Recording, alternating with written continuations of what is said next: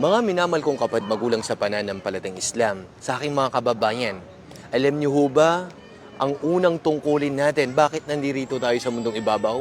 Ang kilalanin, ang kaisa na nag-iisang Diyos na tagapaglikha ay walang iba kundi si Allah subhanahu wa ta'ala. At nang dahil dito, sa pagkilalang ito, sa tinatawag na tauhid, kaisa ni Allah, ay ito ang misyon na lahat ng mga propeta at sugo.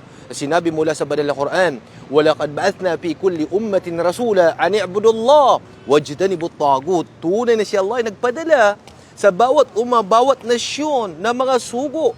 Yes? Anong purpose? Anong dahilan? Ani ibudullah. Ang sambahin lamang ang nag-iisang Diyos na tagapaglikha at iwasan, itakwil ang pagsamba sa mga Diyos-Diyosan.